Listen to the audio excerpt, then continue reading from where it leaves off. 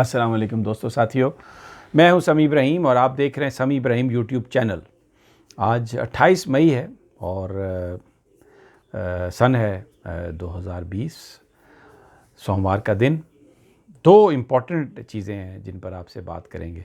पिछले 2-3 दिनों से बात नहीं हो सकी, कुछ मसरूफ़ था, वाले साहब की तबीयत इस तरह से, और ख़ुद बस अब वापस आपके साथ हमने रिश्ता सिलसिला गुफ्तगू का दोबारा जोड़ दिया। इंशाल्लाह डेली बुनियादों पर होगी। दो चीज़ें, एक तो हमारा हमसाया मुल्क जो है लद्दाख में जो एक टेंशन चल रही है, और उसके बाद अमरीकी सदर ने ये बात कही है कि वो गुफ्तगू करवाने के लिए तैयार हैं सालसी के लिए। तो फिर एक देखेंगे कि अगर भारत चाइना के साथ सालसी को मान लेता है डोनाल्ड ट्रंप की, तो फिर इसका मतलब ये है कि जो पाकिस्तान के हवाले से जो सालसी की बात हो रही है उस पर भी कोई पेशरफ्त हो सकती है।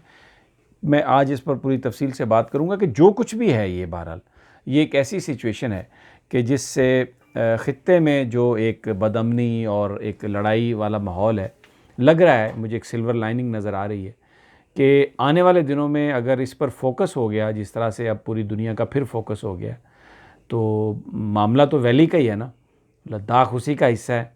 और अब जो करैक्टर हैं वो दो दूसरे मुल्क हैं, चीन एक बड़ी ताकत है।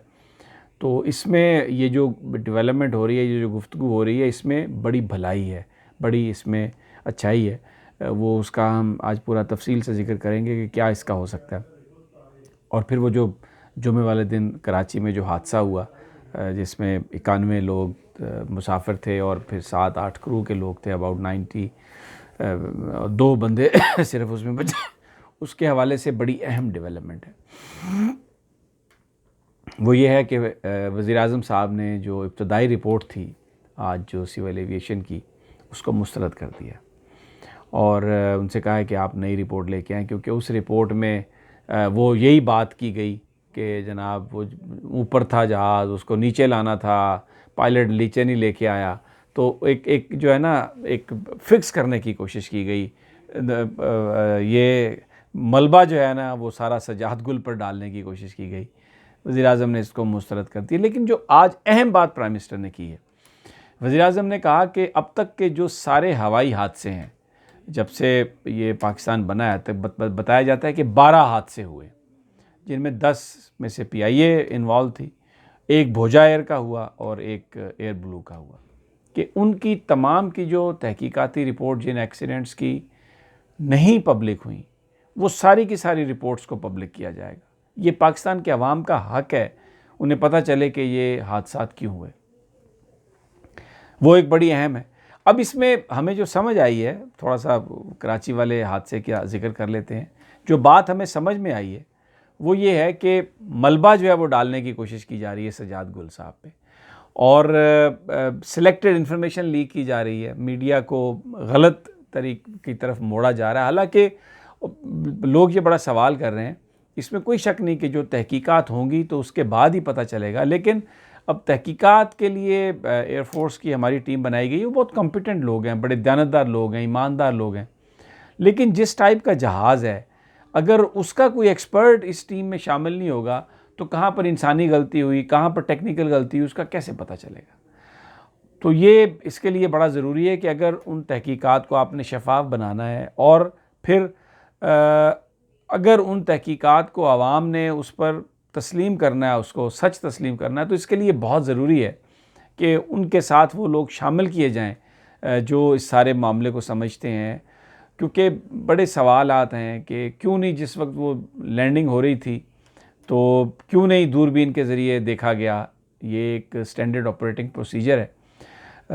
बताया जाता है कि जी वो वो जो पहिए हैं बाहर आ गए हैं और आप उतर सकते हैं, वो क्यों नहीं बताया गया। फिर वो जो कैमरास थे हवाई अड्डे के, वो भी सारे के सारे जो निगरानी करने वाले कैमरे हैं, जिसमें सारी उड़ने की, उतरने की और इधर उधर की सारी मूवमेंट आती है, वो कहते हैं जी वो बंद हैं। भाई वो कैसे बंद हो सकते थे, कैसे ख़राब हो सकते हैं, किसी ने नोटिस नहीं लिया उनका। फिर वो जो आग बुझाने वाले जो ट्रक्स हैं, वो भी 15 मिनट लेट आए हैं। वो चाबी किसी के पास थी, वो किसी ने नहीं खोला, हालांकि हादसे की जगह से वो सिर्फ 2 मिनट दूर थे। ये बड़े अहम वाक़यात हैं। और फिर वो जो आपके जो वहाँ पर कंट्रोल करने वाले थे, कंट्रोलर, वो जाके जो बयान दे के आए हैं तहकीकाती टीम को, उन्होंने वो मीडिया में भी उसको लीक कर दिया, सिलेक्टेड इन्फॉर्मेशन लीक की है। तो बड़ा सवाल है कि ये कि जब एक उसके जो अपनी मुद्दत पूरी कर चुके थे, अपनी ज़िंदगी पूरी कर चुके थे उसके इंजन इन तरह के, तो फिर ये सर्कुलर आपने जारी किया कि वो बटन जो है ख़ास जिससे इंजन को पूरी ताकत मिलती है वो नहीं आपने दबाना, इसलिए नहीं आपने दबाना कि उससे इंजन बर्बाद हो जाएंगे। तो फिर ये तो मौत के आप तो ये तो फिर देखें ना, वो जहाज़ तो नहीं था, वो तो एक मौत का एक वो पिंजरा था जो किसी भी वक्त जिसमें कोई अगर कुछ होगा तो वो सारे अल्लाह को प्यारे हो जाएंगे, और वही हुआ। ये फिर बेसिकली ये कहना कि वो उस तरह से आया है, अपने इंजनों पे ही आया और फिर कैसे ऊपर उड़ गया वो अगर व्हील पर नहीं था। बड़े सवालात हैं। मैं अभी कुछ नहीं कहना चाहता जब तक तहकीकात पूरी नहीं होंगी और अगर शफाफ अंदाज में नहीं होंगी तो उस वक्त तक ये ठीक नहीं होगा। उसका जो सारा हिसाब किताब है जहाज़ का, जिसमें उसका सारा रिकॉर्ड है, जिन लोगों ने उसको जो चलाते थे उनकी जो ट्रेनिंग है, वो सारा आपने गायब कर दिया, अपने पास रख लिया। क्यों उसको उठा के आपने ले गए? बहरहाल देखते हैं। वज़ीर-ए-आज़म ने तो आज ये मुस्तरद कर दिया है और कहा है कि वो सारी रिपोर्ट्स पब्लिक करेंगे और इनसे कहा है कि अपनी नई रिपोर्ट लेके आएँ, आप ये इस तरह की मेरे साथ आएँ बाएँ शाएँ ना करें। सख्ती से सनद किया प्राइम मिनिस्टर ने। दूसरा जो हमारे पड़ोस में बड़ा अहम हो रहा है मामला, वैली के अंदर जो हो रहा है, कश्मीर के अंदर जो हो रहा है, तो लद्दाख जो है अब उसमें इंडिया, अब उसमें अब चाइना आ गया है। तो अब अमेरिकी सदर ने कहा है कि जनाब मैं आपके मुज़ाकरात कराता हूँ। तो अब बड़ा सवाल है ये कि ये अगर हमेशा यही कहा मोदी ने कि जनाब ये तो हमारा इंटरनल हम ये मामला है और पाकिस्तान से ये कहा है कि जी ये हम आपस में मिलकर बाहमी तौर पर इसे हल करेंगे, दुनिया की मदद की ज़रूरत नहीं है। उन्होंने हमेशा वो जो मुज़ाकरात की कोशिश थी या मुज़ाकराती जो ऑफ़र थी किसी की तरफ से भी उसको रिजेक्ट किया। तो अब चाइना जो है ना वो कह रहा है जी हाँ मुज़ाकरात करने चाहिए। तो बड़े भाई जो हैं वो कहते हैं मैं करवा देता हूँ। तो अब इंडिया क्या करेगा? अगर उनके साथ मुज़ाकरात करता है तो फिर ये हमारे साथ वैली पर भी वो उसे बात करना पड़ेगी। और दूसरी बात ये है कि ये जो सारे के सारे हमारे जो सरहद पर जिस तरह से ये फायरिंग होती है, जिस तरह से ये बमबारी करते हैं और ये कहते हैं जी कि वो उधर पुलवामा का वाक़या हुआ तो उसका हमने ये बदला लेना था तो इसलिए हम आ गए उधर। तो मुझे ये बताइए कि अब तो वो तो उधर उन्होंने गैलवन रिवर के पास 4-5 जगहों पर इंतहाई अपनी मजबूत पोजीशन कर ली है, बड़ी बड़ी गाड़ियाँ आ गई हैं तो उनके साथ वहाँ पर तो कोई बदले की बात नहीं हो रही।